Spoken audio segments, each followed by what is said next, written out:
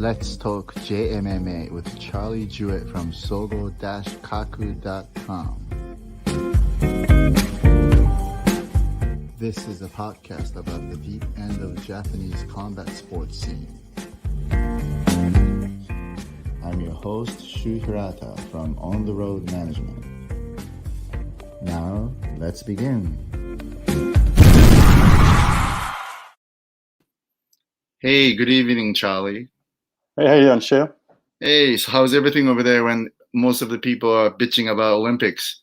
Well, I think I saw in the news, like there's already some news about a corona outbreak in the Olympic Village. So yeah, and I think saw people are complaining a lot. Right, like 5 guys got arrested for cocaine use. I didn't see that. I saw But, that. How did they brought it in? I mean, I think there's going to be a lot of issues going on, and people are probably just going to complain about it. right, and after the Olympics and everything else, I think I have a feeling a lot of people end up resigning or being demoted or something like that in Japan. Well, there's already the one lady that killed herself. I know exactly. I would just hope nobody will commit suicide, because sometimes that happens, right, in the Japanese world. But anyway, so speaking of news, let's talk about this one first, the TDT Scandal, which is there's not much news value here in North America. Not that many media reported about this. Mm-hmm. Right, but as you know, the head of the TDT, who has been sponsoring all these fighters, including American fighters like Aljamain Sterling to Chandler, all these guys, he got arrested for swindling over $60 million from 15,000 people. Yeah, go ahead. It's kind of funny because I was watching Bellator yesterday or the day before, and the Bellator cut people are sponsored by TDT. Really? And so they're like the people like the Stitch Duran kind of people. Their shirt, the back of their shirts say TDT on them. And I was just laughing watching Bellator. It's like you have a sponsor of fraudsters on your show.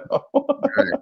Now, apparently, their whole scheme is that they have this AI, artificial intelligence, who does all the work and come up with a scheme in the cryptocurrency market. So if you give these guys the money, they're guaranteed 2.5 times much of a return in 4 months. So you give them 10 grand, they basically guaranteed I give you $25,000 back in 4 months. Which is kind of an insane promise to make. Like, I think they're just trying to take advantage of the whole people to understand cryptocurrency. Mm-hmm. So they think cryptocurrency is just like a way to make quick money. And it sounds like they were just stealing money from people. Right. But I can't believe there's more than 50,000 people fell for it. Yeah. And it makes sense now because I posted it on my Twitter, but I've always been sketchy about them because it's just like you sponsor a ton of fighters. They sponsor Joanna Jędrzejczyk. They sponsor so many fighters. Mm-hmm. And you're just like, how do you guys make money? You go to their website and all the website is essentially, these are the fighters we support. And I'm like, okay, but they sell how do you make money? Right. They're like a major sponsor of like deep jewels. Yeah. They're like on the rings and everything. And then I emailed them and I was like, what do you guys do? And they were like, I'm like, what's your business? I'm like, we support ambitious challengers. It's like, well, that doesn't make money. Yeah, it doesn't make any sense. Yeah. Well, here's what it is. This guy is actually from Shizuoka Prefecture, same prefecture that Uruka Sasaki is from. So when he lost to Kai Asakura, he did reach out to me because he wanted to sponsor Uruka. He's from my hometown, my home state. I want to see him, visit him in hospital, blah, blah, blah. So I told him, yeah, go ahead. You can visit him in hospital. And after that, he was trying to do the deal with me. But I kept asking, so what do you guys do? What's your business? And he kept saying, we provide AI-related product to the investors in the cryptocurrency market, which I didn't understand yet. And I actually did do a little Googling and checked him out. And looked like he was involved in previous many scams about the cryptocurrency. So it was easy for me to kind of figure it out that, all right, it's better to stay away from a guy like that. So I said no to his sponsorship offers and all the offers that came in from the DICE team. But it's not like that for the other fighters. And in Japan, I'm hearing that guys like Horiguchi and Hamasaki, the big names who got sponsored by TDT, is not making any statement publicly. And some people are criticizing them about that. But what do you think? What do you think? Do you think they should be just silent and not say anything about it, or? Well, I don't even think this really made that big of news in Japan. It was just kind of the hardcore Japanese MMA fans on Twitter, because when it was announced, it wasn't announced like the head of the DICE team has been arrested. It was just somebody noticed the 4 names, recognized one of the names, and was like, "This guy is in charge of the DICE team."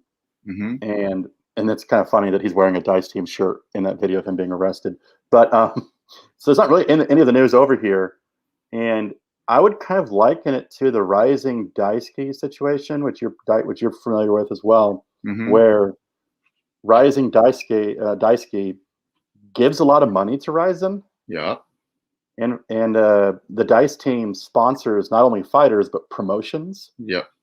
And so they're probably just going to be quiet and kind of hope nothing happens and the money keeps coming, because it's kind of, I mean, I imagine it's not easy to find a guy that's sponsoring all of the events like he is.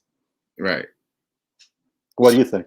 No, I agree. And I don't think fighters or the promotions are responsible to speak up, as you say, because all the news really never mentioned TDT.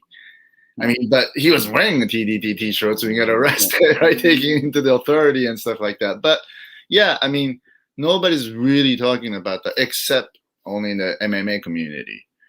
I mean, outside of the DICE team, it's like Marion and like maybe a couple of video game apps, a real estate company, a doctor's office. So like the people that sponsor a bunch of fighters. Right. So there's not a lot of options for people to get lucrative sponsorship deals. Especially with as many fighters as he was sponsoring. Right. But you know what? From what I heard, because I end up not dealing with them at all, so I don't know the exact what kind of money they were paying. But actually, I'm hearing from the fighters that money they were paying was not that great. But in return, they asked for a lot of stuff. You know? That's interesting, because that's one thing I was thinking, because it's kind of like the Marion thing, where it's like, they're sponsoring a ton of fighters, but as I said, a lot of these there's not a lot of like sponsorship opportunities. So you can probably sponsor a lot of fighters for a lot cheaper than people would imagine. Right. And I imagine the DICE team, I imagine some of the fighters were expensive. Like Joanna Jędrzejczyk was probably expensive. Horiguchi's probably expensive. But a lot of these other fighters, like especially on the deep cards, deep jewels cards, or on the Bellator cards, were probably fairly affordable. Right. I mean, that's the point, affordable, because they will not be able to sponsor baseball players or, like a major sports athletes. And I think in a way he found this niche, right? That makes him look like a big thing. So he used that as a part of a con, right? And not to be too insulting, but remember when Dominic Cruz went off on the guy from Monster Energy Drink a couple of months ago? Yeah. It kind of reminds me of that, because this guy's social media is just like pictures of him with fighters. Right. And like, he's got like Reina putting him in a headlock. He's got like people playing around with him. And it seems like he likes combat sports. And this is his way of like getting to sit front row and take pictures with all the fighters that he likes, including Crow Cop and Edie and Manel Cape and all those people. I think so too, partly because I think he's also the controversies. He went to see a UFC Houston show. With one of the Rising Round girl. And really? And he came back and ignored the quarantine and was out drinking. And that's the footage they use on the news and everything else. But again, in that news, they never mentioned UFC. He said he was in Houston to watch a kakutogi event, like a mixed martial arts event. So, well, hopefully Tenshin doesn't hear that he's been out with the Round girls, because Tenshin might get mad. That's true. He's the one that takes the Round girls out. Let's go talk about Tenshin's next fight. Now, Tenshin announced he's fighting in Rise. Yeah, so today was actually Rise had a really good show today. Actually, a lot of the fights were really good. And Rise related, Taiga fought Kan Nakamura. Taiga lost, but in typical Taiga fashion, it was like a crazy competitive fight. And he got knocked down, so it was fun. But Tenshin came into the ring with Bei Noah, I think Haragawa, was it, and Naoki, and announced that they'll all be fighting at the September show. And so that essentially means that Tenshin's kickboxing future has been laid out.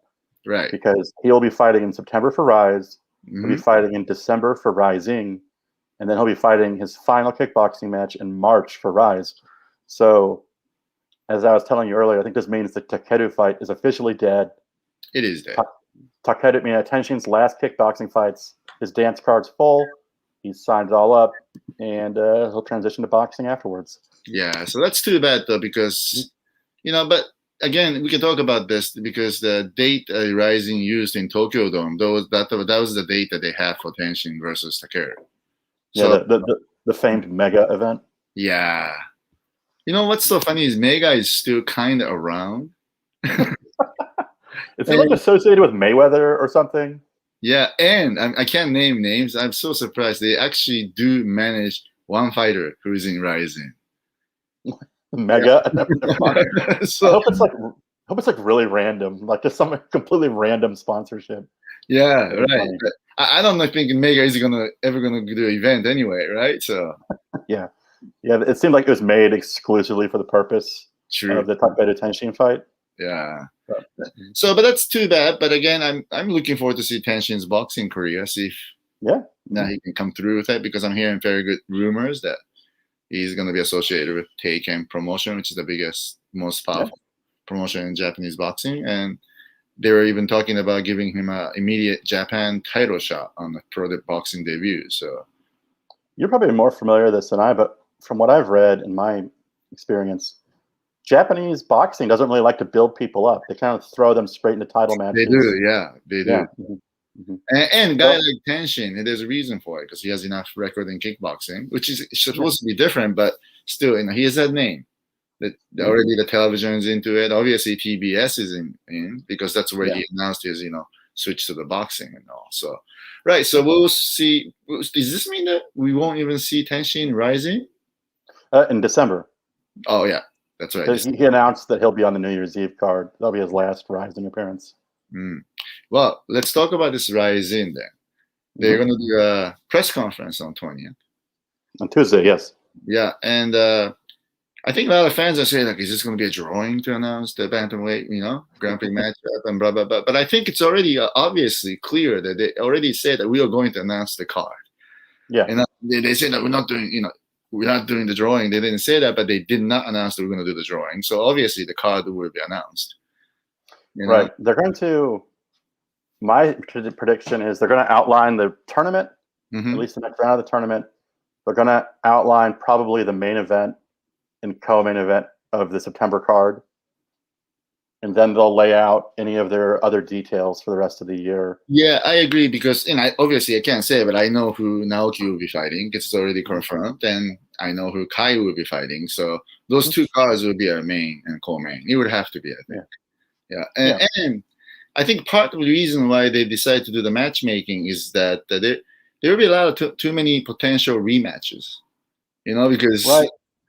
Plus, I agree with you on the rematches, because a lot of these fighters have already fought half the other fighters in the tournament. Oh yeah, right. But you also got to think it from a business standpoint, where you'd be a fool if you didn't think that Fuji TV didn't tell them, like, we want these people to be on the New Year's Eve card. Of course, in the tournament. Naive about it, Yeah, like, let me think, like.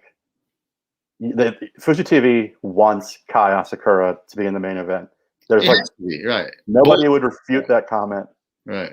Nobody would deny that. They're going to want popular fighters in the tournament to boost the ratings. No offense to certain fighters, but like Takezawa or Otsuka probably aren't pushing the needle too much on the Fuji TV ratings.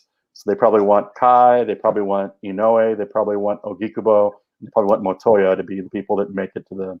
That's who I think they'd want to make it to the New Year's Eve card. Sure, but I actually think that also ended up giving them a pretty fresh matchmaking. The fight card they're going to announce is going to be actually interesting. So I think it turned out to be a good. So that's one of the fun things about Naoki being in the tournament is Naoki's one of the few people in the tournament who hasn't really fought anyone else in the tournament. No, right. But I think his biggest competition is injury. I'm only concerned about that at this point in terms of this Grand Prix. Yeah. So, and I just have to add, because we talked about this New Year's Eve show, that I can tell you this, that I think New Year's Eve is going to be a 2-day show. Oh, really? Yeah, I think so too. That's what I'm hearing. So, and yeah, and on top of that, I can't reveal this. They're gonna add a couple more shows, I think, this year. So I think it's gonna be at least 5 shows, including September. Yeah, so that's what kind of Japanese Twitter is about some comments that Sakakibara made, where he has hinted and directly said he wants to experiment with different types of shows. Sure. And he originally said he wanted to try to do something in August. Now, I think when he brought that up, he said he wanted to try to do like a smaller show somewhere. And so I think we can expect him to try to put something together at least either sometime before or immediately after the September show. We don't know no details have been released on the dates, but there's at least hints and rumors going around that he wants to do something. Right. So it'll be interesting to see what happens. Yep. So yeah, I think he's gonna do small shows, which are probably more like a pay-per-view oriented kind of shows, which makes sense. And he also talked about like potential he doesn't mind selling RIZIN to somebody.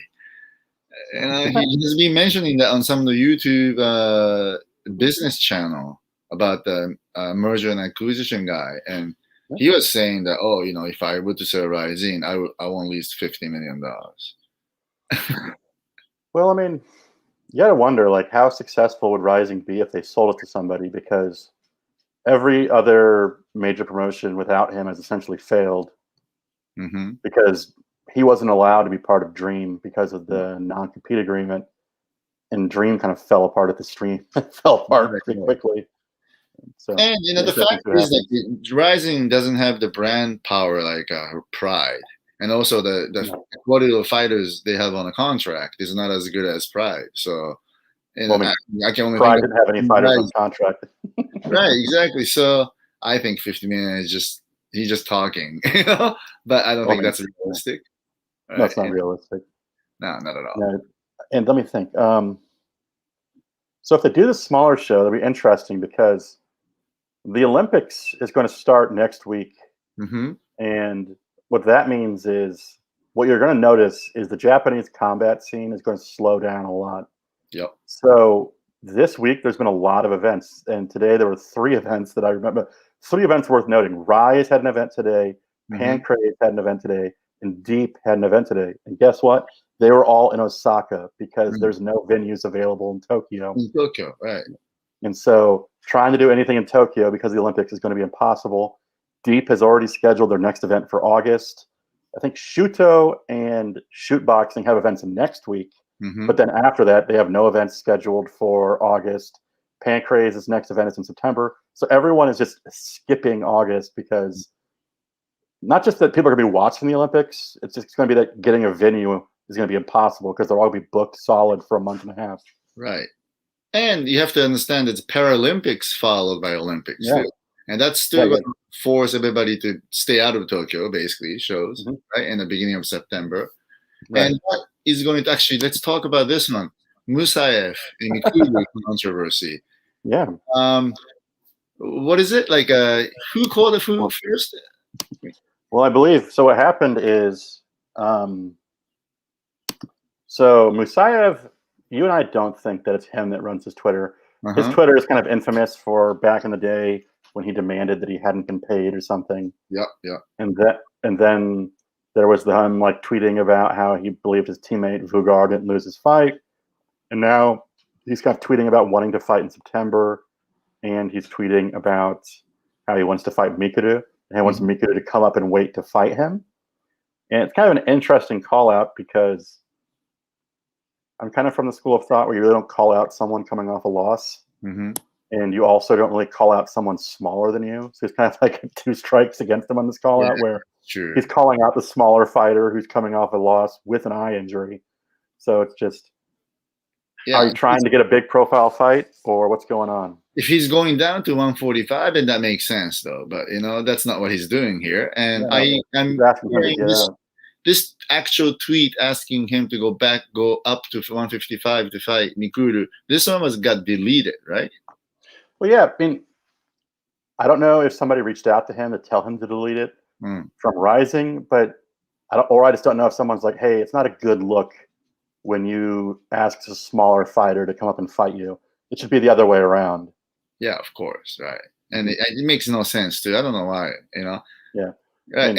And talking about September, there's no way that I think RIZIN can bring fighters from outside the country because Paralympic will be going on till mid or like September, right? So if you're not Olympic related athletes or officials, you're not allowed to even enter Japan. Yeah, and it's like people they've really shut everything down. Like they're changing the rules. So essentially everything's gonna be focused on the Olympics, and having anyone else come in is gonna be nearly impossible. So right. So this is not going to happen. It got deleted. So I guess it's okay, right? At this point. Nobody's really talking about it. But it is worth noting that while this fight is likely not going to happen, what it does show is that Musayev is interested in fighting for RIZIN again. Yep. Or he's trying to use this for some like bargaining chip with another promotion to show them like, hey, you should pay us more. We're popular in Japan. But I don't see that being the case. I see the case being he wants to come back to RIZIN and fight, and he wants to get a big win so he could probably go to like Bellator or the UFC. Well, here's what it is. I think he just lost to Satoshi, right? So and for him to try to get into UFC is kind of difficult, right? I mean, he's got to get at least 1 or 2 Ws. And right now, PFL is going on, and they're not going to sign anybody new till next year, right? Because that's just their format, and so they can only think about Bellator, which has a good relationship with RIZIN. So it only makes sense for him to stay in RIZIN and fight somebody big, or at least to get a W. Yeah, somebody. Especially the nature of the loss too is going to make it hard to jump ship to a different promotion at this point. At this point, yes. Yeah, I can tell you this right now. I'm actually very interested in see what PFL is going to do next year, actually. Yeah. Because they're getting a lot of momentum this year. Yes, and I can tell you this right now. They really wanted to sign Japanese fighters for this season. But I couldn't offer them somebody who is good or, like who will be competitive in PFL. But next year, I think situation will be changed more. So we might see more Japanese fighters going into PFL. So, and that's put them in the picture in terms of Japanese MMA. Seeing. Well, that'd be interesting. Is Ray Sefo still involved with them? Handling most of that. Yes, he's still very popular in Japan. So just using his name would be a big deal from his K1 days. Exactly, and I'm really hoping that how they only do weight class from featherweight up. I wish they put 135 in there, and that's going to open the door to more, interesting Japanese fighters. And I think the key to that would be what one championship is going to do the rest of the year, because I feel bad for them because Singapore government's very strict about COVID right now, and it's basically impossible to do any show.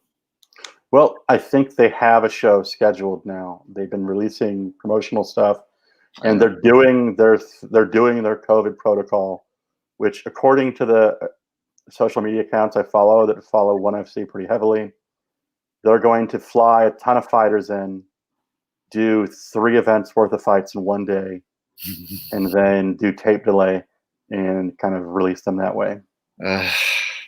I don't know. I don't like this tape delay stuff. I mean, it reminds me of Bulldog fight. Sports has to be live broadcast.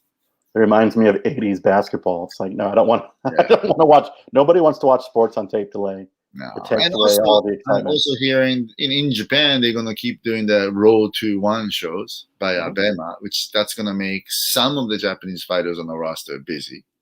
Right. And ONE FC has also been sponsoring kickboxing promotions in Japan. So I think they're trying to further develop their kickboxing brand. Now, my theory is right now, I think Japanese fighters are very focused on Bellator because Kana Watanabe went there and won. So it's like and Bellator came to Japan. We did an event with RIZIN. So I feel like Bellator is very much within their focus. If PFL comes, that'd be very interesting because that'd provide another avenue for them. Yes. Because you can tell that a lot of these fighters don't really look that deeply into it. It's kind of like a Japanese attitude, I guess, where you're like, oh, where do you want to fight? And they're like, Bellator. And you're like, but Bellator doesn't have 48-kilo women's divisions. It's like, unless you gain like the 10, 20 pounds, you're not going to be fighting for Bellator. So you should probably look for another option. Right. It's funny that in terms of Japanese fighters, they just don't have enough knowledge sometimes, Nope. Yeah, about the North American scene or like a world MMA scene. But yeah, I agree. I think it's going to be a little different next year because there are a lot of like interesting guys at 145 and 155. I think it could make it to PFL. Yeah, be very exciting. Yeah, and obviously I'm a manager, so of course I will talk to PFL for some guys. Yeah. And I think the key would be the reason why I mentioned one championship is right now, as you could see, that many fighters are sitting on the deck and over year. And I know many guys are asking for release and all kinds of stuff. So, well, I was kind of laughing on Twitter recently because I was talking to MMA RIZIN, kind of like a staple of women's MMA for a long time. And he was joking that they have a Chinese fighter named Lei Queen who used to fight all the time. And they just announced that she's fighting in a couple of months or next month. And I forget when it is, but she hasn't fought in 2 years. I know, right. And then time flies. I mean, it's hard to believe. Ham Sohi's coming up on 2 years, no fight. I know. Like, they have a button. What, Vitor Belfort just sat on the bench forever, got tired of it, and was like, "You're releasing me from my contract so I can go to boxing." And then you got Viviano. You have Viviano, the old Dream guy. He's complaining about not being offered fights. No, and he's actually already forgotten. Like, it's too bad. I mean, that's the one guy I would love to see him in UFC, but that's probably too late at this point. It's one of those things where, like, what's the old saying? Where there's smoke, there's fire. Yes, and always. People have always talked about how ONE FC has super strict contracts. And, I mean, they have so many fighters that sit on the bench. I mean, the most notable example to me is they went through a giant legal battle to get this Korean, like, TV star, Gong Seon, into ONE FC and kind of snatch her out of the clutches of Road FC. Road FC, right. They eventually lost their case, and they had to wait 2 years for her contract to expire with Road FC. And by all accounts, they flew her to Singapore, gave her a monthly salary to train at Evolve. And I mean, that time limit went away like 2 years ago, and she still hasn't fought. So is she just sitting there cashing checks, just training at a gym, doing absolutely nothing? Oh, probably doing little promotions for ONE and stuff. But yeah, the point is, I kind of feel bad because COVID is not ONE's problem. That's not their fault. You know, it's like a terrorist or a hurricane. You know, so, but at the same time, I think I wouldn't say their contract's super strict. I think just a little bit longer than the other promotions. And you'd be surprised because, you know, even the UFC, if you say no to the fight offers, they could extend your term of the contract. You know, that actually rules kind of created based from the UFC style, and that's what everybody else follows. But doesn't the UFC contract usually include a stipulation where they have to offer you a fight within a certain time period? Yeah, because there's a term, right? There's a term in a right? Because I've heard that the ONE FC contracts don't necessarily include that.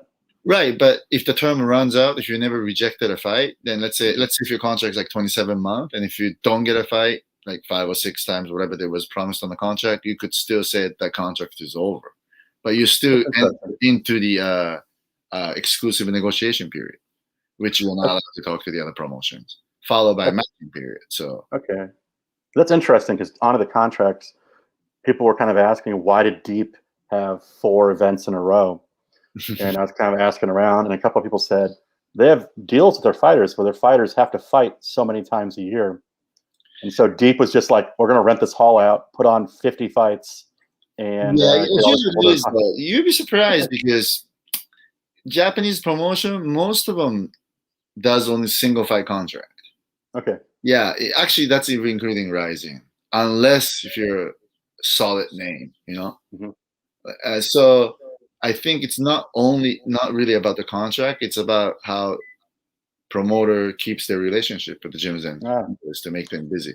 So verbally, promise, you know.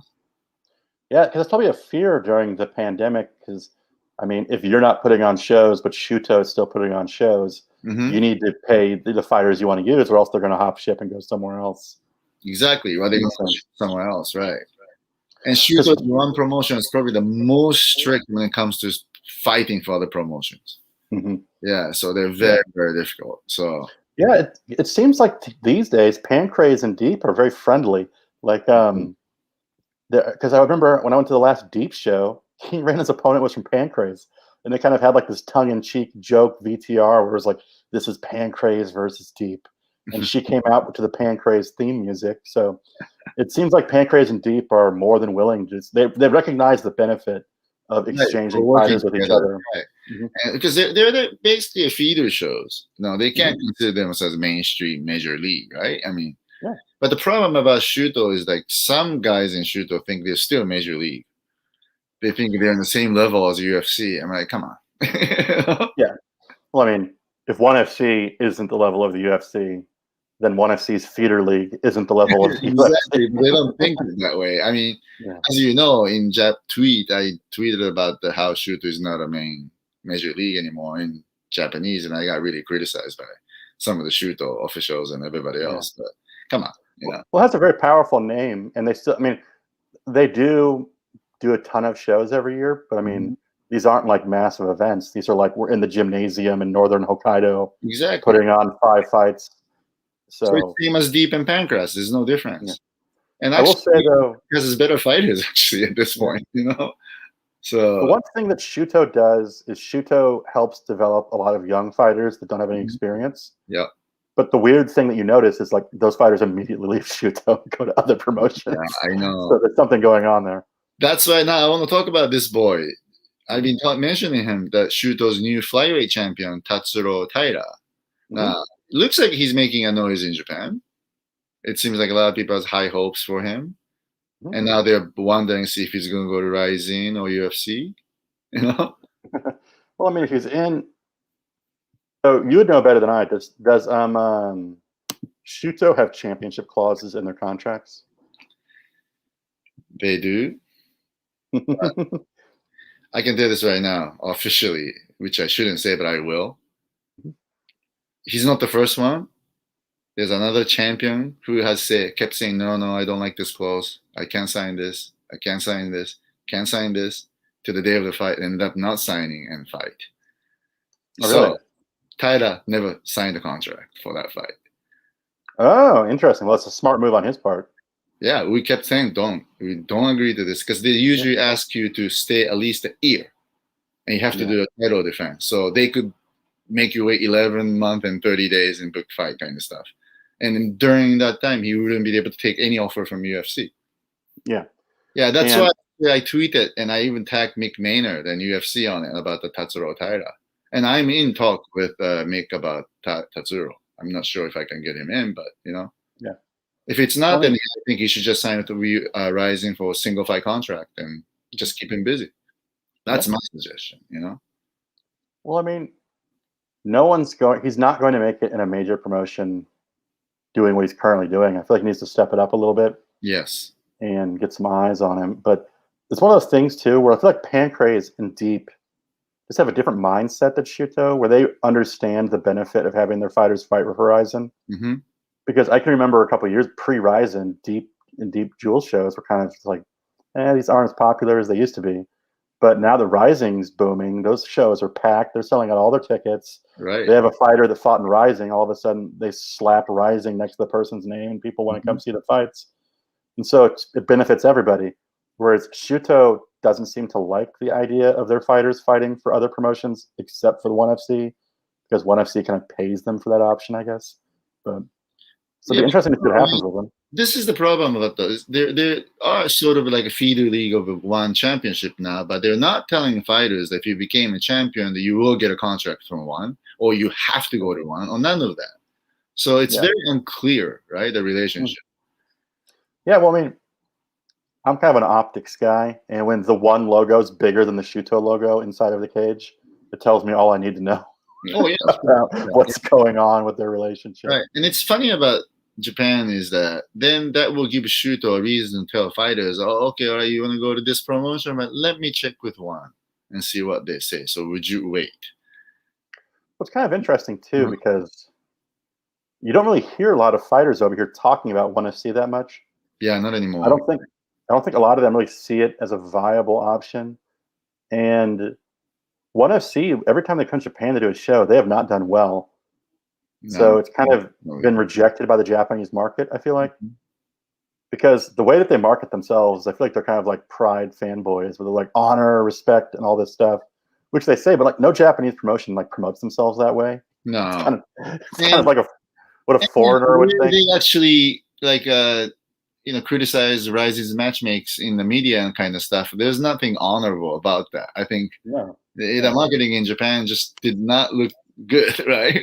So I mean, it's one of those things where it's like it's something like clearly a foreigner, a non-Japanese person would think Japanese people care about, but like Japanese people don't care about that stuff. Like they don't have like rising respect and honor. No, I mean, we have fighters like Ren and Kintaro and people like that, Mikuru and Kai. None of them are like super respectful guys, and they're all you got tattoo all over the place, right? Yeah, exactly. I mean, Kouzi, who's a tattoo? So you got Kouzi calling Prince, got him calling Tenshin's bitch. So you got a bunch of stuff going on. So now speaking of Kouzi, I know this is not a big thing in America, but there's a big controversy going on about his headbutting, right? Yeah. So I was kind of laughing because it's kind of weird when you watch the last RIZIN show. During his post-fight speech, Prince Taiju said, "You need to stop headbutting people." Which, at first glance, you're like, "Is he just talking about his fight?" And then you realize, like, Kouzi has this long history of headbutting people in all of his fights. Oh yeah. And I think what made it worse was former K1 Max champion, Mr. Masato, on the YouTube channel, right, with the Kouzi, and he actually defended Kouzi, and he was even saying that Shiratori was headbutting too, kind of stuff. And Tenshin's father got really pissed off and wrote the long Instagram post. Yeah. Tenshin's father, who people should know, is also the coach of Taiju. Yes. Right. So, of course, he said he was very disappointed what Masato said because Masato is a legend and they had the respect for him and blah, blah, blah. Now, is this such a big controversy now still in Japan? I don't think so because, I mean, it's just kind of one of those things where it's like Kouzi's fans don't care. And if you're not Kouzi's fans and you're a fight fan, you probably don't like Kouzi. So it doesn't really change the status quo on anything. Right. And he's been doing it for so long. I mean, I don't think Taiju is popular enough at this point to get people to care about it that much. Yeah, that's true too. Yeah.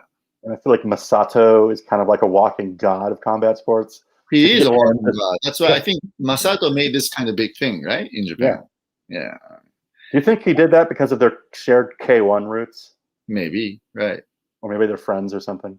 But I haven't seen a lot of comments about it. I'm sure people may be more heavily involved in the kickboxing community have noticed it, but I mean, I don't think anybody cares. Yeah, that's true. Yeah, so let's move on to the next subject, which is one of my favorite besides Rin Nakai's King Reina. Yeah. King Reina is fighting in, well, first of all, King Reina made a weight on her last fight. She did. She was down to, what was it, like almost 135? Oh, not that. Okay, it was like in the one. I want to say she was like in the 160s. Oh, okay. So, but that's way down. I heard she turned into vegan. Yeah, well, and I think she's like doing this thing now where she's like vegan sometimes and vegan not sometimes. But she lost a lot of weight by going vegan, and but she still lost the fight. So I think she seems to be like sorting out some things. So if she keeps doing that, that'll be good. And she's got a fight lined up. I believe it's next week for shoot boxing. Right. And it's going to be a shoot boxing fight. And she's fighting a girl named Mina. And Mina has been involved in shoot boxing for a long time. She's kind of like I'd say she's like a attractive fighter who I think at one point in time was probably kind of slated to fill Rena's shoes. But I don't think she really had the charisma to do it, or just didn't take with the audience for some reason. Is she a good fighter? I mean, I'm not really familiar with this one. She fought Mizuki Inoue once in a shoot boxing match. Right. And it was a TKO stoppage, but it's kind of a BS stoppage. It's one of those typical like Japanese, her nose is bleeding, the doctor's going to stop it. Okay. But Mizuki boxed her face off. Just jab.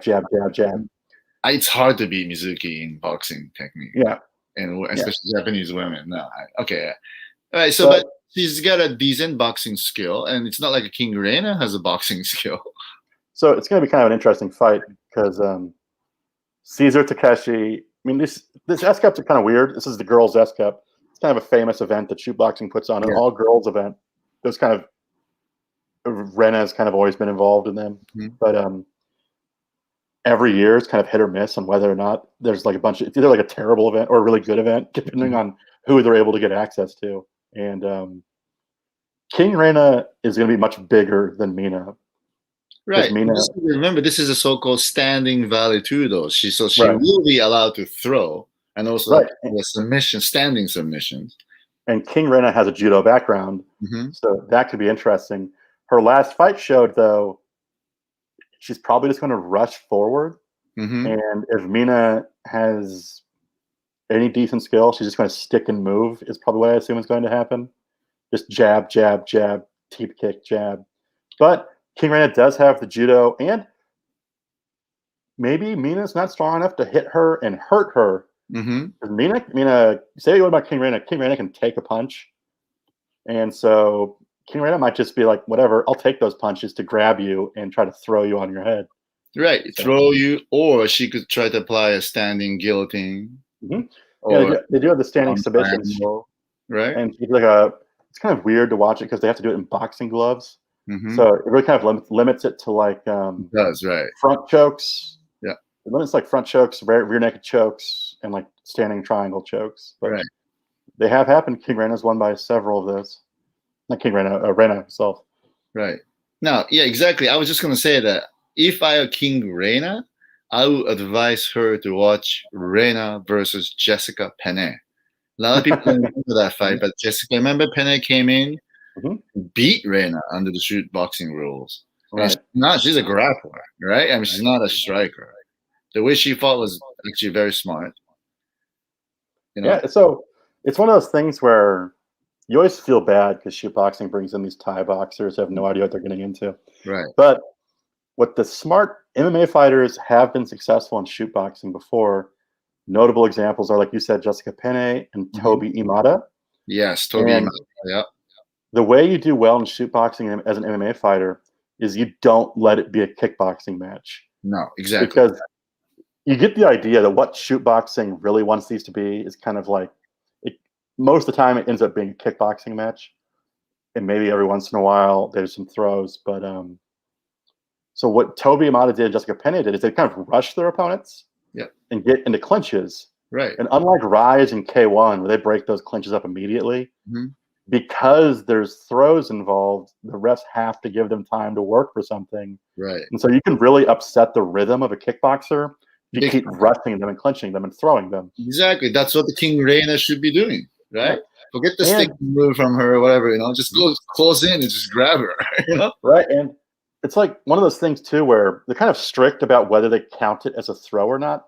I know. But I would say it's kind of like judo or something where it's like it has to be like an ippon kind of thing. Yes. Clean throw.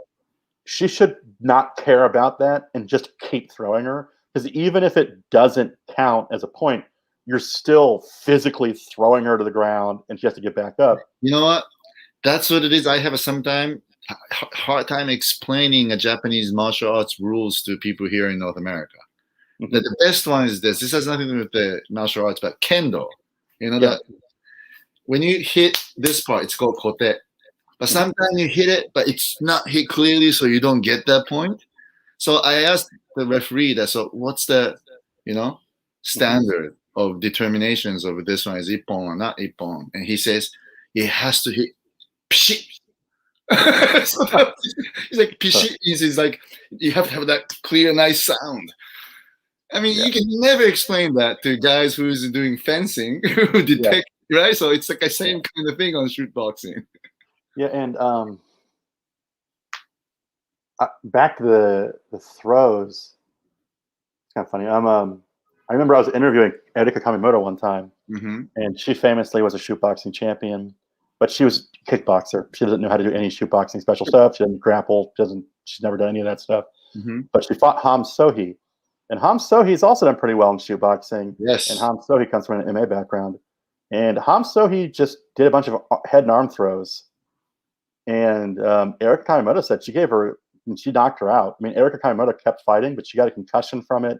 She complained about headaches for months afterwards. So, I mean, even if you don't get the points for the throw, you're hurting your opponent by repeatedly throwing them on their head. Right. If you throw, they should give him a point immediately. Oh, It yeah. doesn't matter if it's clean throw or nice throw. You know, his throw is a throw. Plus, I mean, half the time, most of the fights don't really have throws. So when there is a throw, it's exciting. So you want them to give them the points for it. Exactly, right. So then that opens more interesting thing about shoot boxing, right? I mean, yeah, but that's right. I think King Reina should study those past MMA fighters' footage in shoot boxing. And I hate to say this, but the one MMA fighter who did probably the most well in shoot boxing is Mizuki, right? She won S Cup years in a row. But her fights, she fights like kickboxer in Shooto. So. It was weird because shoot boxing, like a lot of Japanese promotions, brings in people to lose and build up their own champions. And there's this like crazy year where Mizuki had where she like won a bunch of Jules fights, and then she was winning all these shoot boxing fights. So they brought her over, and you can always tell when shoot boxing doesn't want someone to win because that person won't have shoot boxing gear. Yep. They'll be showing up like in their MMA gear. Right. And all of like the shoot boxing approved fighters have the long spats. Have the shoot boxing gear. And I believe they had her fight Mina in her first fight. I may be wrong, and she won. And she won by TKO. Normally, what shoot boxing does is if they want someone to win, they start adding extension rounds on until the person they want to win wins that extension round. And this is all just arbitrary, my theory. So then they had her fight Ai Takahashi a couple times. Who was a shoot boxing darling. And I thought Mizuki was like piecing her up, and they kept adding extension rounds. Yeah, and it was like they just wanted Mizuki to get tired enough where there was a round that was like barely close enough that they could say it was Ai that won, and then give it to Ai. Right, but couldn't do it. Mizuki couldn't do it. She still won. And I think I had to tell you this: she had a stress fracture going into that tournament. So first round she fought with an injury. That's crazy. Yeah, it's crazy. That was a good year too. And then I think her teammate Yukari Yamaguchi also fought on those cards. And I think she beat up Mio, and I think she also beat VV May in a fight. I'm telling you, Yukari Yamaguchi is the one talent that I wish I can convince to bring her back into this sport. I mean, I don't really mean to insult anybody, but if she trains 6 months, she'll be Kana Asakura. Easy. She's a special talent. Yeah. However, a little small update is that she just recently quit job and moved to, I think, Nagoya and working at another company. So I don't think she's into MMA anymore. And actually, there's somebody tweeted saying like he's won championship signing Yukari Yamaguchi, you know? And it was just total misunderstanding. Somebody suggested one to sign her. But anyway, so I copied that tweet and gave it to Yukari. And her reply was, "What is one?" So she had no idea. So. It's one of those things where I would be like, right now, with the current like little MMA boom that's going on, I understand not wanting to fight back when she was training because there was no really options back then. But right now, it's like you can actually make a career out of it. So why wouldn't you? And the way she fights, I mean, she's a great striker. Worth of some. Just Naoki on southpaw. Well, she's beating up. Yeah, and she's when she's a kid too. You know, I mean, and she's only still 20-something. So I'm actually still want to try to convince her to come back. You know, have her join your super team that you're forming in Las Vegas. And because shoot boxing has produced, you know, good female stars. And starting from Reina, you know. And Mia, who's in K1 now. Now let's talk about Reina and the future women's division in RIZIN. What do you think? I want to talk about this because it's very clear Reina was supposed to fight on the last RIZIN card. Yep. It didn't happen. She was very upset about it. She broke character. She's usually not very emotional in her social media post. Social media posts are usually very just business or promoting something. Right. And then she kind of ranted about it on her Instagram story. But she's been training a lot. And she's been training a lot at Miyata's gym. She's been training at different places, working on her wrestling. What does that tell you? She's not training for a shoot boxing fight. She's not training for a kickboxing fight if she's going to a wrestling gym. Right. I mean, she's preparing for MMA fighting RIZIN. I think that's what she wants to do. And she maybe even thinking about retire next year. And potentially we're going to WWE route, right? Because you see a lot of Japanese female wrestlers doing well there, you know? Well, I feel like that's kind of like an offhanded comment she said in a YouTube video because I don't think she knows anything about professional wrestling. I don't think so, too. And professional wrestling is a completely different game. So I don't think she understands that she'd be on the road wouldn't be retiring and be on the road for the rest of your life. But so several theories, but my theory would be Ayaka Hamasaki is opponentless as of now. Probably be announced on Tuesday. But Ayaka Hamasaki has made it very clear that she would fight Reina. Yeah. That Ayaka Hamasaki doesn't really care, so she'd fight any of her teammates, essentially. And that'd be a good fight because they can't bring in foreign fighters. A little side note, I was looking at RIZIN in 2019. They only had one women's fight that wasn't a Japanese fighter versus a foreigner. So their entire women's division depends on them bringing in. I think there was like 15 or 16 fights.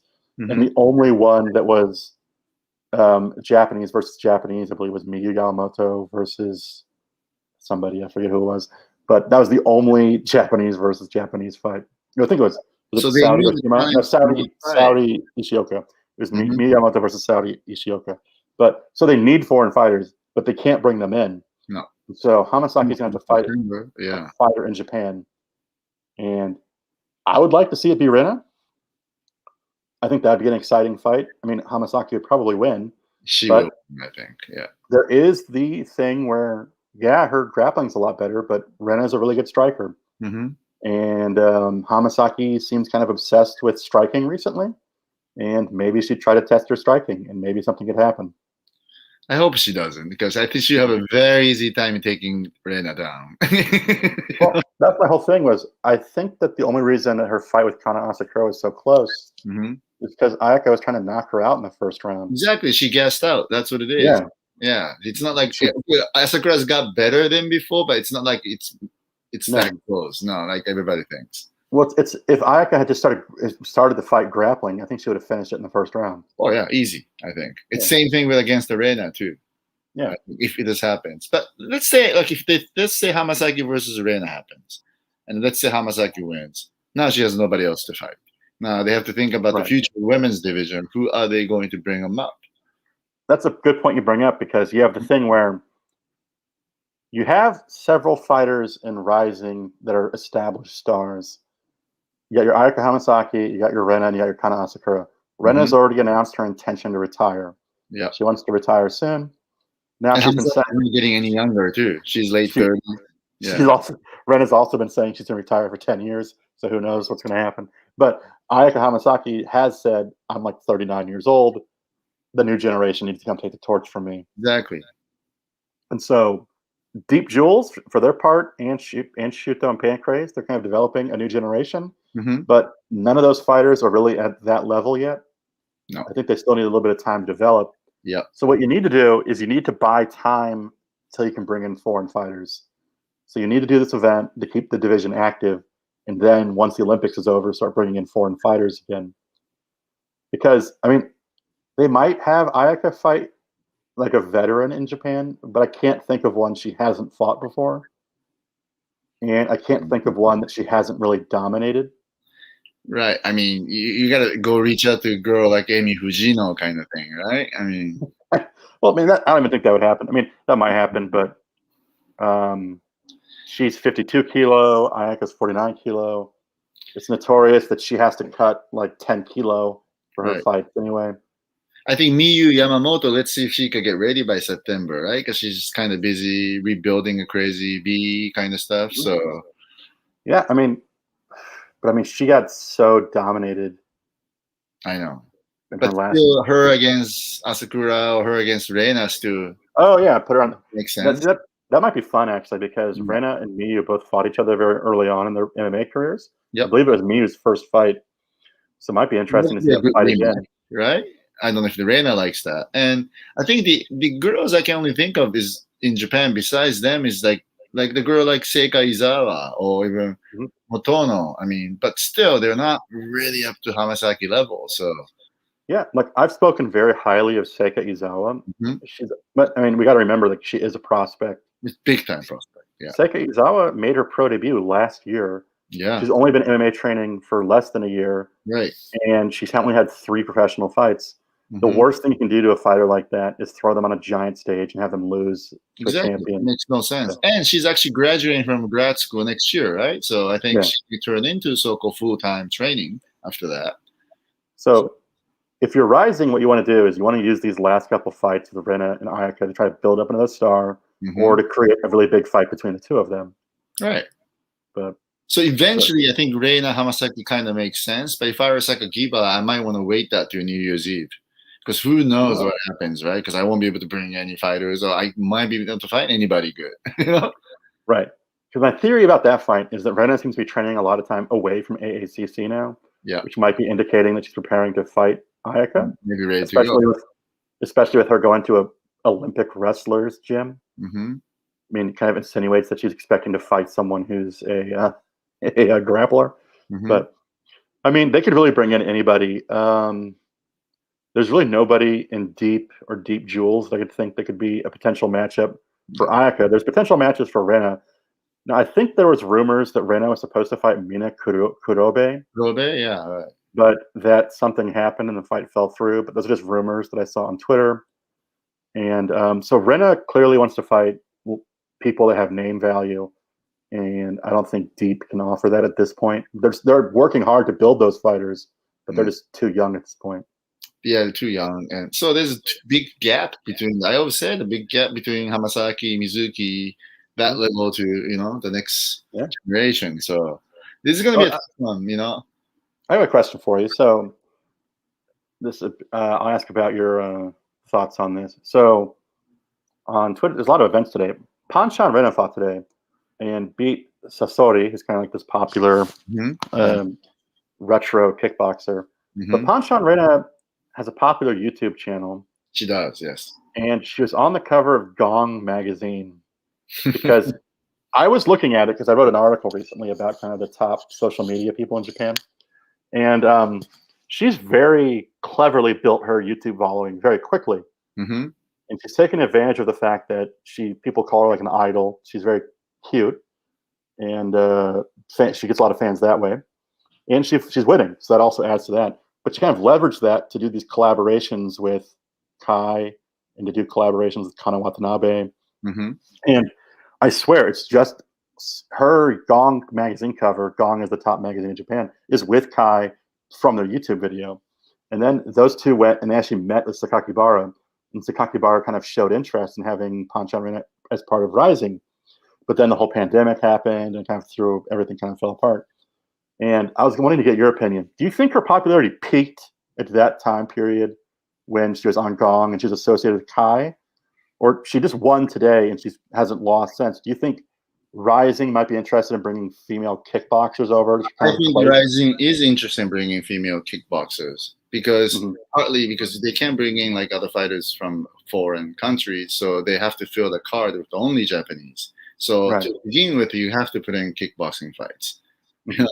And if they're doing 5 shows until the rest of the year, then there are a lot of spots open for kickboxers.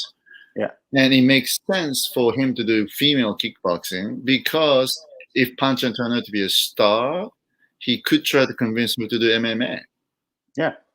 So it makes sense. But I've seen her fight. She's all right, but I don't think she's like a top level. I mean, I don't think she's been doing it for very long either. No. But I was kind of wondering if she'd be like in the Mika Nagano category where they don't really care if she wins. Just slap her on the poster. I know, like Kate Lotus. Exactly. Who has a fight coming up actually. Yeah, and actually I will predict it right now. I think Kate Lotus, if she doesn't lose, she will make it to RIZIN.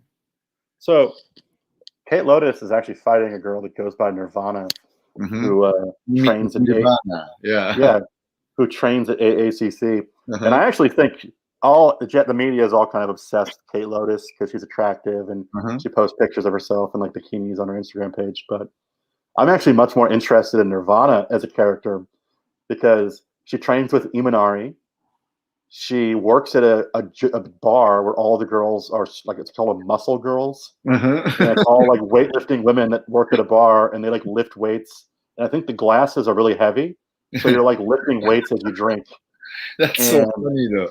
Yeah, so I'm like, she sounds like she has a much more interesting day-to-day thing going on. I love that. They should me. feature more. It's not only about the looks, right? I mean, Yeah, exactly. it's like a Beauty and the Beast. You have to have a good-looking girls to, like.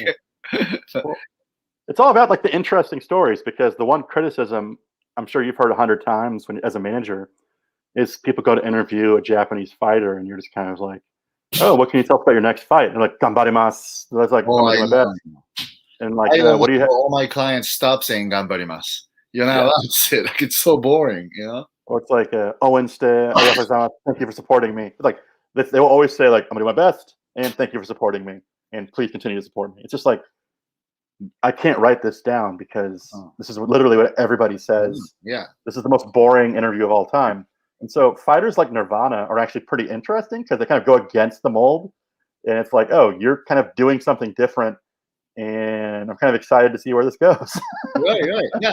Let me ask you this. This has nothing to do with MMA. You know about the controversy about Mr. Smith made on Shohei Ohtani last week, right? He doesn't. It's not good for the crazy, blah, blah, blah. His crazy comments, which were like his apology too, like wasn't even an apology. It was like, I would say this anyway, or was he? He essentially said like, I didn't mean it to be a racist attack. So if you heard it that way, you're wrong. I forget what he said. No. And one thing that was interesting was all the other ESPN commentary guys are like, kind of supporting him, trying to protect him. And one guy said something very interesting, which I agree with. He says like, fan doesn't care what Shohei is saying. He cares about the performance he put up on the baseball field. Now, is that same theory applied to MMA? Because I tweeted about that, and few people has complained, say that, well, MMA is different because you have to do a trash talk. It's it's a different sport. Is the famous example that Sean Shelby tried to lowball Horiguchi because he said he doesn't speak English? Exactly, right. Can't make any fans. Yeah, I would say that it's different because it's not necessary, but the UFC is promotion, and they need fighters they can promote. Mm-hmm. And if you're not out there just like knocking people's heads off, they're probably going to want you to do interviews and say things like that. But like Khabib doesn't speak fluent English. I've never really seen him. Who? Khabib. Oh no, it's not. I mean, I'm just saying that's the exception. Like, first off, my favorite time period of Khabib is when he tried to speak English. And he was saying absolutely crazy stuff. Like, there was that time when he's going to fight Cowboy Cerrone, and he was like, you better learn to fly because the eagle's going to like pick you up and drop. And like what the hell is he saying? But it made it better to me that he spoke bad English. But no, I mean, Anderson Silva famously kind of refused to speak English in microphones. Right. Fedor kind of refused to speak. I mean, all these people, and Anderson spoke English. He just didn't want to. He wanted to. I mean, I understand that feeling as well. A lot of people speak English. I've heard that Shohei actually speaks English. He does. And Ichiro actually spoke English. Yeah. And the thing is, they feel more comfortable having a translator because they don't want to come across as stupid and they don't want to misunderstand something. Right. Sometimes they get into details, right? So they want to make sure the message will be, clearly across to the fans and the media. But yes, I mean, first off, Ichiro was a major star. So saying a baseball player has to speak English is ridiculous because, and also baseball is an international sport. Fighting, I don't think so. Because I mean, Lyoto Machida is super popular, and he essentially said like, the dragon is back" or something, and barely spoke any English when he was very popular. Right. And I just don't think in MMA it's that popular at all because not popular. It's not necessary at all because GSP never did the trash talk, right? It's not the trash talk. Of course, Conor made himself that way, but for example, I think Colby Covington's trash talk kind of sucks. I don't think they're giving him too much fan. Well, his trash talk's awful. Yeah, it's like a way of putting him in the media. Trash talking is nothing if you can't deliver. No, exactly right. But if you can't deliver it in a way cleverly, right? Like Conor did. Well, back then maybe like a Muhammad Ali. He was like a poet, and it's like different. I think it's not that. I mean, I think speaking English is like one thing you could use to make yourself more popular, but it's by no way a necessity, and it's not important, especially if you're winning fights. Right. So I actually have never, Sean Shelby or anybody, Joe Silver or Mick has never tried to underball any of my clients says, they don't speak English. So I'm pretty surprised why I don't know if he even said that to Horiguchi's manager. Well, I thought that was. It might not have been him. I remember that was like a thing where people were talking about Horiguchi got essentially a low ball from the UFC because the UFC was like, "You're not popular over here," and one of the reasons they gave was he didn't speak English, which is kind of funny because I think Horiguchi does speak English well enough, or else he wouldn't be able to be trained by all the people he's trained by. No, like they can, but that's right. Several things they could say it, but if they want to get into full details, then prefer doing the translator. That's all. Well, but Japanese people are also like notoriously shy about their English abilities. Oh, exactly. They feel like they have to speak in a perfect accent and perfect grammar. And I always tell them, like, dude, look at like a regular American-born American. It's not like they all speak in perfect grammar, right? Yeah. So let's just not pressure yourself so much. You know? I mean, it's such a stupid thing to say. It's kind of funny because I understand why the UFC wants to use him. He's an insanely popular person in the United States. Or at least famous person. He's well known. Sure. I always thought his TV shows are kind of stupid where they kind of yell over each other. But, I mean, people need to realize, like, he's going to say stupid stuff, but putting him on your broadcast is going to get views, which is going to lead to sponsorships increasing. It's going to lead to higher ticket sales, which will lead to fighters getting paid more. And so you just have to kind of accept it for what it is. Exactly. So, I mean, if UFC is really using, you don't speak English and it's not popular, can't be the main reason, because if they think they're major league guys, then they look at the MLB, NBA, and the other sports. Even though they have athletes who doesn't speak English, they can make them star, right? So, well, it's kind of a stupid thing because the UFC doesn't care about the US exclusively. They are trying to be a global market. I mean, they could care. I mean, Weili Zhang is like taking English lessons by herself. Right. But they could care less if she spoke English because she brings in millions of Chinese viewers. Right, she brought in so many money from China, right? Yeah. So who cares if she speaks English or not? You know. I mean, if they had a Mexican champion who only spoke Spanish, they would not care at all. They'd slap that guy's Mexican and like Colombian and South American television and just be like, "Come to give us your money, please." Well, when you think of that guy like Jan Brakowicz too, it's not like he speaks English, but making big star in Poland, you know. Yeah. And the stuff. So I mean, it's a global sport, and people tend to forget the UFC gets lots of money from other places. Yes, a lot. I mean, they make a ton of money from their TV deals with China and Brazil. China, right. So Zhang Weili alone brought them so much money. So, I mean, who cares about the language he speaks? She might be the most underpaid athlete of all time. When you like the percentage of the money that she got from what she brought in. Totally. Yeah, I know. But again, we'll see about the lawsuits, right? We'll see the end of that class action lawsuit. So, all right. So at the end, I want to touch this every bi-weekly Rin Nakai update. So she went to train with Miss Megumi Fuji. Yes. Yeah. So, and I don't know if you saw this, to give you the more recent update. Okay. What is it? She tweeted after the Miesha Tate fight about her wanting to fight in the UFC. Again. All right. And then her wanting to fight Miesha Tate again. And she put some terrible English translation up that makes no sense. I see that right now. Yeah. Okay. Yeah, the best line is "I can't die even if I die unless I participate in the UFC," which makes me think that she just used Google Translate or something like. But underneath that's the actual Japanese, if that makes more sense. She's managed by the same company that managed Horiguchi and Kana Asakura. They should have somebody who can do a little better translation there. Yeah, I mean, it should just say "I can't die before." I mean, I want to fight in the UFC before I die or something. It shouldn't say "I can't die even if I die." Like, this makes. I mean, I understand what she's trying to say, but Rin Nakai has been very active on her Twitter, and recently her focus. All of a sudden, right.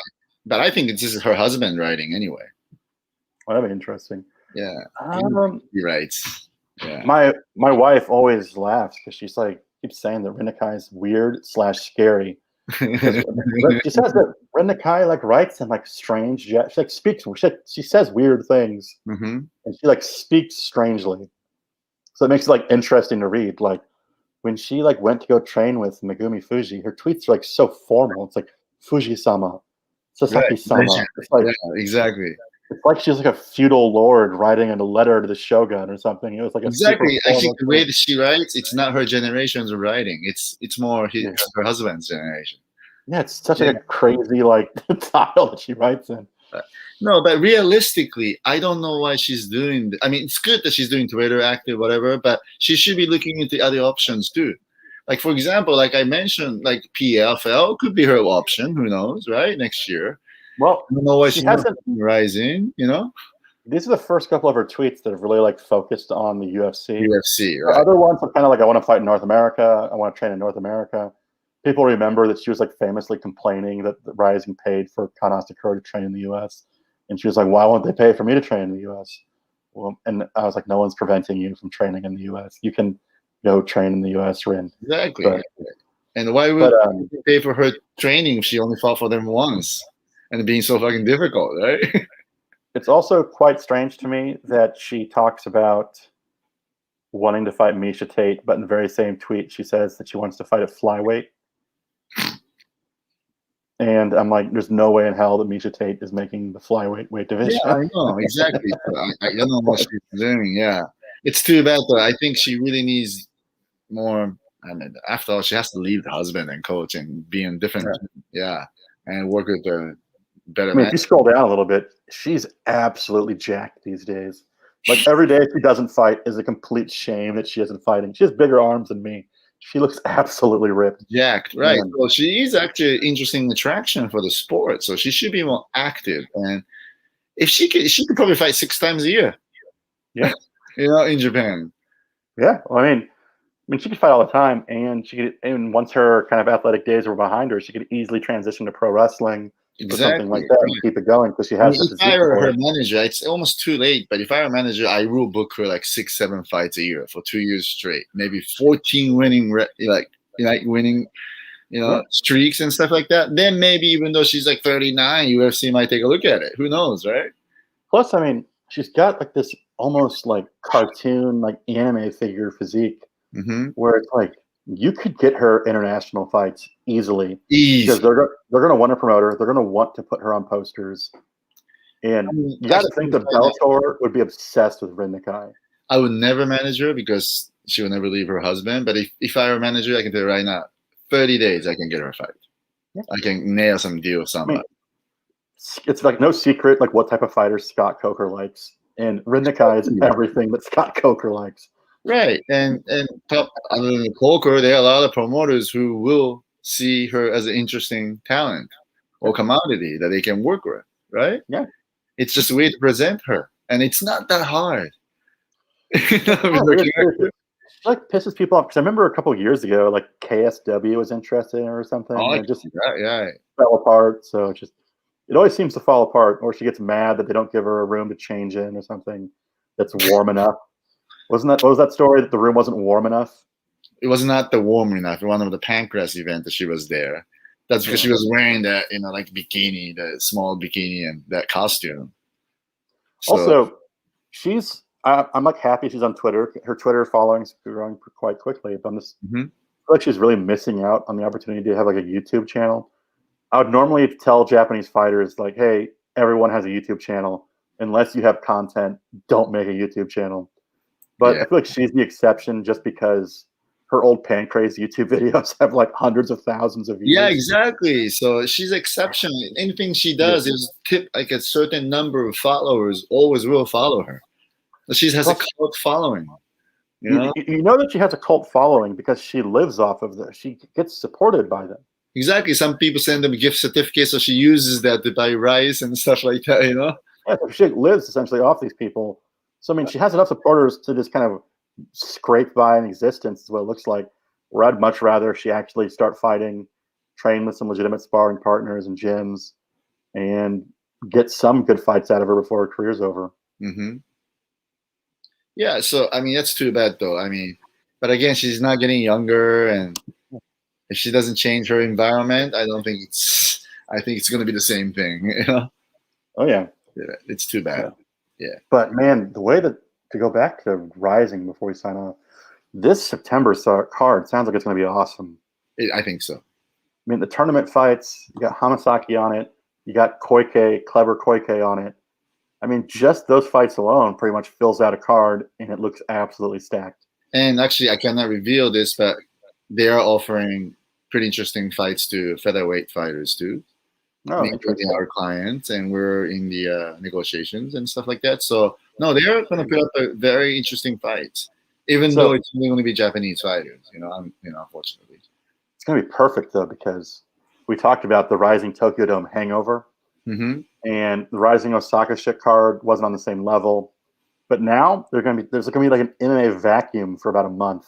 Yep. And by the time September cards, people are going to be just so ready for it in Japan that I feel like the September card is going to get a lot of attention. Right. I mean, I just shot a bunch of emails to potential sponsors of Naoki that his fights will be announced on 20th, And from that point on to September, not much MMA event. So there's a big chance that we could promote your business in social network and blah, blah, blah. So, and I'm already getting a very good positive reply from everybody. So you'd be nuts if you didn't think that like Gong, Yahoo News, Bout Review, all the big people that cover MMA scene over here, if there's like, well, we don't have a lot to talk about in August, so we're just going to do a ton of preview articles of this Rising show. It's exactly what's going to happen. Exactly. So it's going to be a really hyped up, and it's going to be a huge event. Yeah. So I'm very looking forward to it. So I think fans should expect something very interesting in 20th when the fights card you're going to announce. All right. Anyway, so I think we did cover all the topics we're going to discuss. Right. All right. So I guess we'll be back in 2 weeks, and we'll talk about the Rin Nakai again. Bring up Rin Nakai again, because I'm sure she'll have some tweets in between then. Yes. All right. So I'll see you in 2 weeks, Charlie. Yep. See you in 2 weeks. All right. Bye. Bye.